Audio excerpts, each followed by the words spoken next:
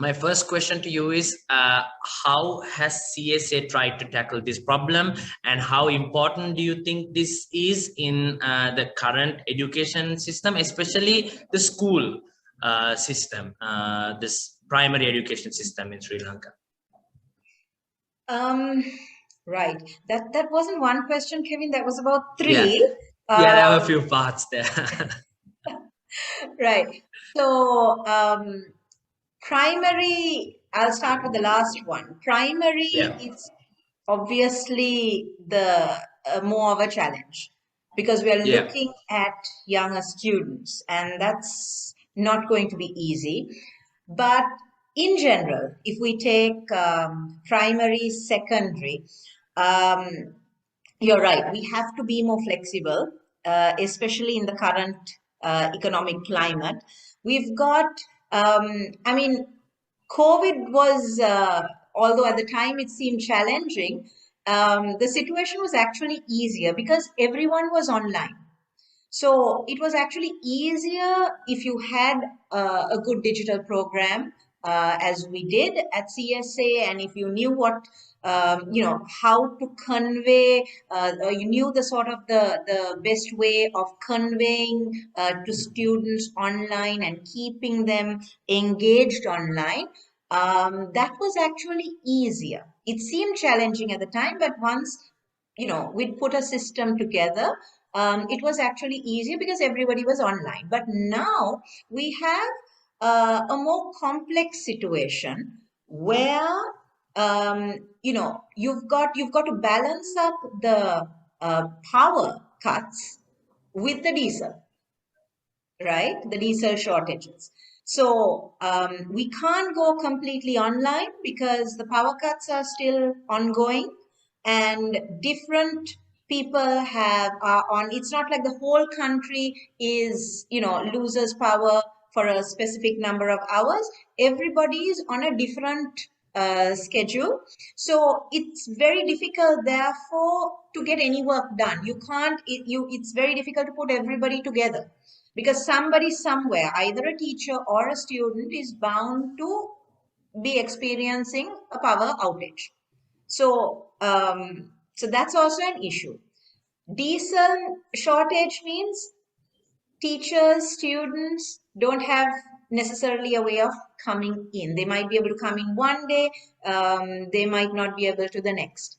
And from day to day, we don't know. Everything changes currently on a daily basis.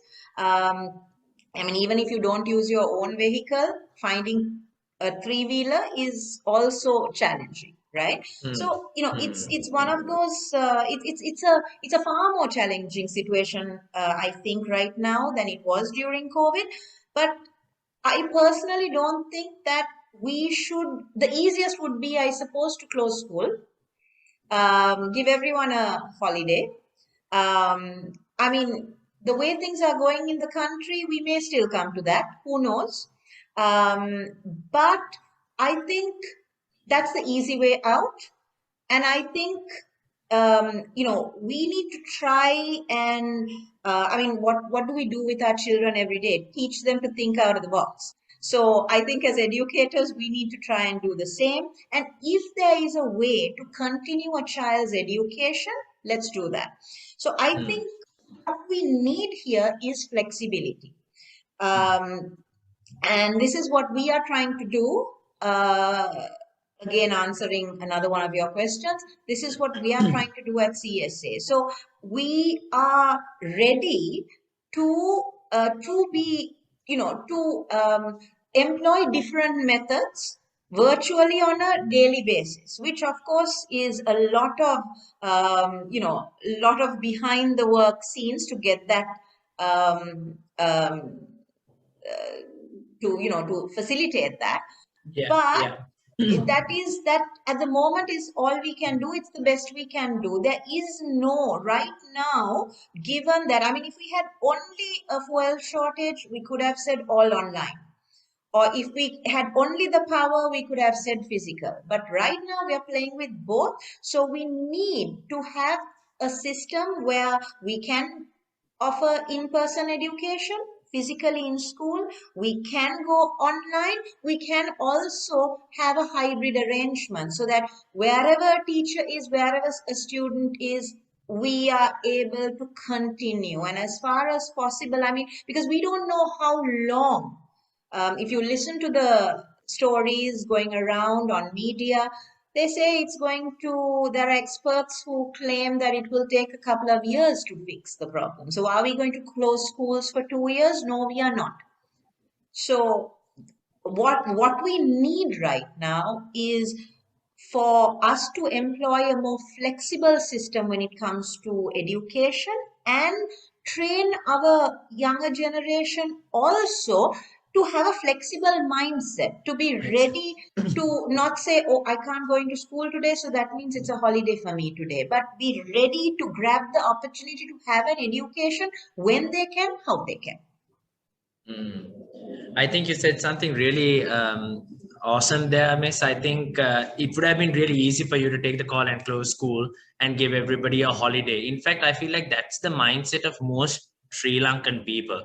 When something goes off, they're so used to getting a holiday and staying at home. And I've experienced this in our workplace as well. And so when you said it's important that we inculcate that mindset in children, to be able to work with flexibility. I think that goes a long way, because now at our workplace, we would like people to be flexible and order to work with us, like it's almost a given now. Like since COVID, everybody is doing their meetings online. Not many people want to meet in person. So it's changed. COVID has changed the game. And so I feel like it's time that we bring our children, especially because if you look at it, when children go to university, I experienced that shift because I had to. There were things done online, and then it was a bit of a shift for us, but it had to be done.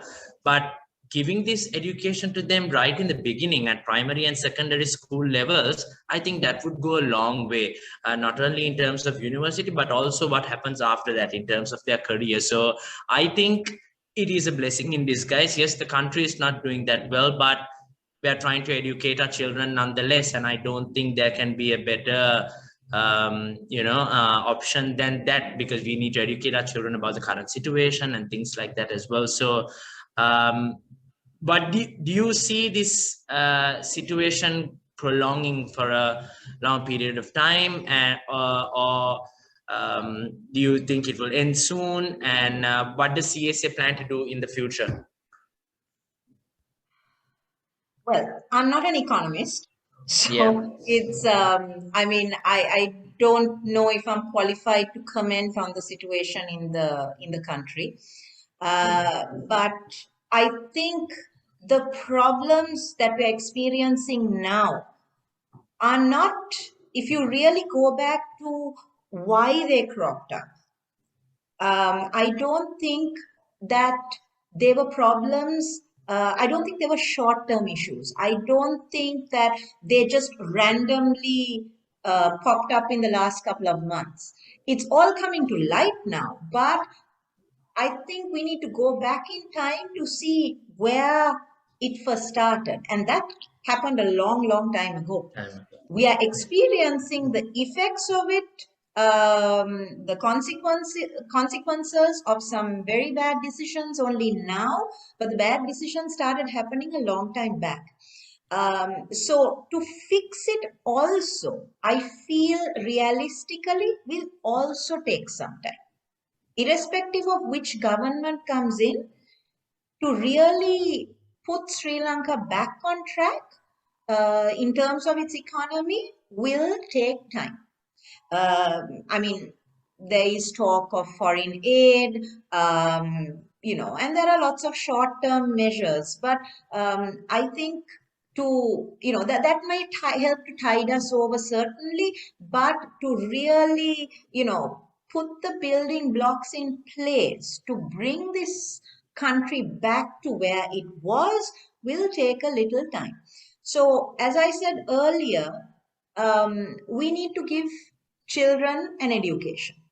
Children still have to do sit for exams, public exams, sit for O levels, sit for A levels, go off to university. Life can't come to a standstill. Life has to go on. So it may not be they may not be getting the best that we have to offer, but at least, it will be the best that can be given to them in the situation. And I think we have to find a way. I mean, sometimes also, Kevin, there are more important lessons in life. I think you touched on that as well. There are more important lessons than exams and grades in life.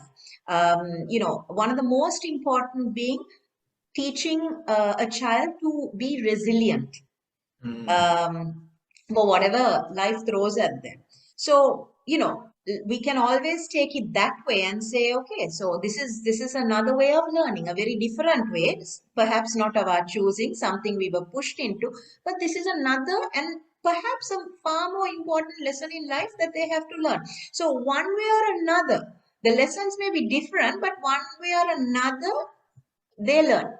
And given that this is a long-term solution, I think we just have to keep going. It does feel, and especially from where I sit as an educator responsible for educating so many children under me, it does feel like I don't know sometimes what's going to happen from one day to the next. If I'm being honest, that's what it feels like. But we take it one day at a time then. We take it one day at a time and we keep going. And that is where that flexibility comes in, to keep going. Not to close down, but to keep going. I mean, if things really come to, and I think this is something that is on everyone's minds right now, what if, the entire system grinds to a halt, right? Then, you know, then yes, we may have to shut down. That too is not necessarily a bad thing. I mean, this is what we thought may happen during the pandemic, but it did not.